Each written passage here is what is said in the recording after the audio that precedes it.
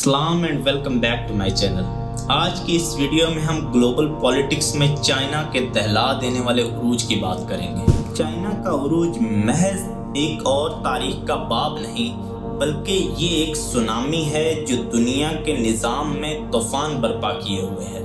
China ने खुद को महज चंद दहाइयों में तबाही के दहाने से उठाकर सुपर पावर तक पहुंचा दिया है और इसके इसी उरूज के सबब मगरिब इससे लरज़ रहा है।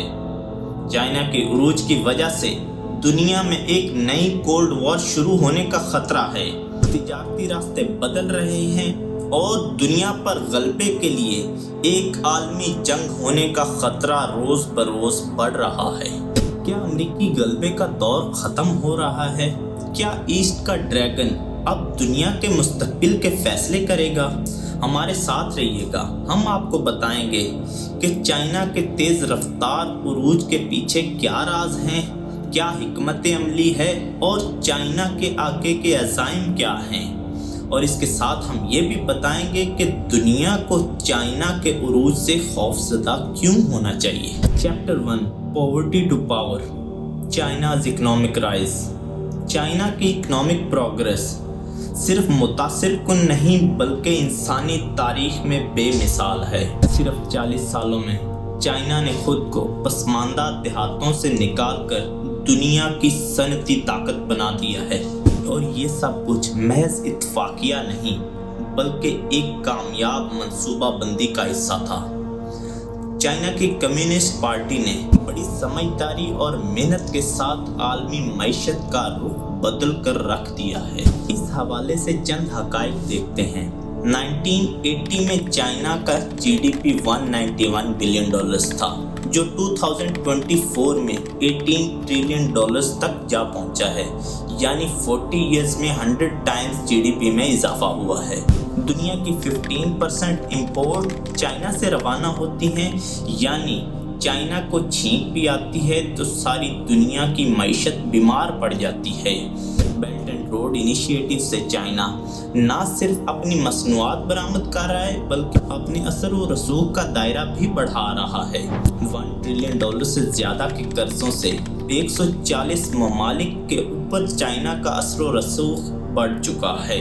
लेकिन याद रखिए, चीन की मईशत सिर्फ तरक्की की बात नहीं बल्कि कंट्रोल का एक हथियार है। सप्लाई चेन में रुकावटें डालने से लेकर सियासी दबाव तक चीन ने अपनी माशी कुव्वत को अपना हथियार बना लिया है। Chapter 2, military might, the dragon shows it's clause. China की फौजी ताकत सिर्फ बढ़ नहीं रही बल्कि ये बेकाबू अंदाज में फैल रही है। साइबर वॉर से लेकर हाइपरसोनिक मिसाइल्स तक बीजिंग दुनिया का खौफनाक तरीन निज़ाम तैयार कर रहा है। इस हवाले से चंद हकाइक देखते हैं। 340 वॉरशिप्स के साथ चाइना ने अमेरिकी नेवी से सबकत ले ली है और याद रहे ये सिर्फ अभी आगाज़ है। PLA, पीपल्स लिबरेशन आर्मी में 20 लाख से ज़ायद फाल फौजी हैं और ये दुनिया की सबसे बड़ी फ़ौज है। 2023 में चाइना का दिफाई बजट 230 बिलियन डॉलर्स था और याद रहे कि ये सिर्फ ज़ाहिरी बजट था। जो पसे पर्दा चाइना काम कर रहा है वो बजट जाहिर नहीं करता। साउथ चाइना सी अब सिर्फ समंदर नहीं रहा बल्कि चाइना की एक झील बन चुका है। मसनूई जजीरों पर फौजी अड्डे बन चुके हैं और बीजिंग हर जहाज़ और त्यारे पर नज़र रखे हुए है। चाइना ऐसे ख़तरनाक तरीन हथियारों की तैयारी में मसरूफ़ है जिनका तस्वुर बेमहाल है।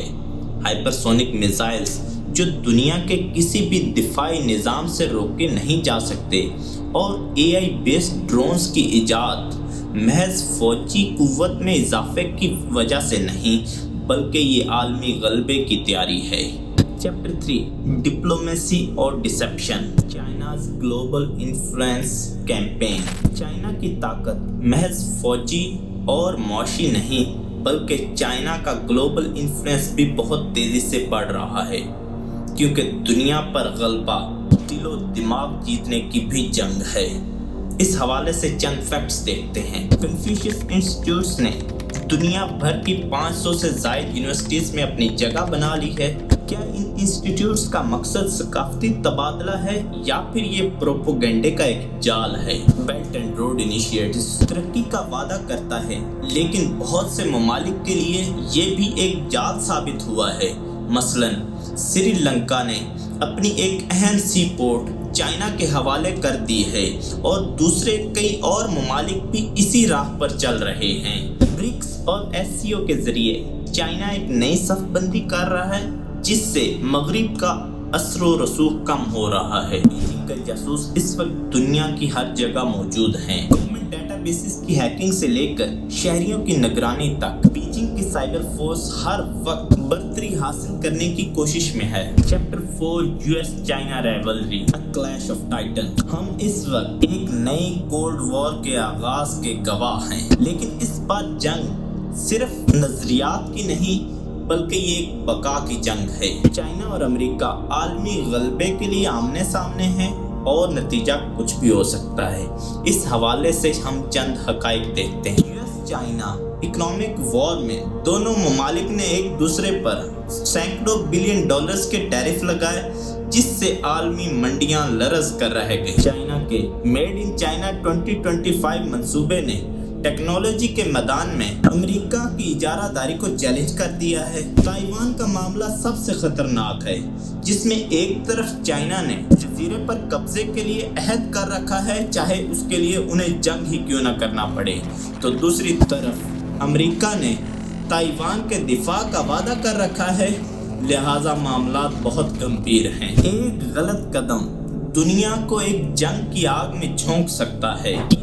محض میدان میں نہیں بلکہ ٹیکنالوجی، اسپیس اور انفارمیشن کے محاذ پر بھی جاری ہے۔ چیپٹر 5 انسرٹن فیوچر، ٹریمپ اور ٹریجڈی۔ لیکن چائنا کا عروج خطرات سے خالی نہیں ہے۔ اندرونی طور پر آبادی بہت تیزی سے بوڑھی ہو رہی ہے۔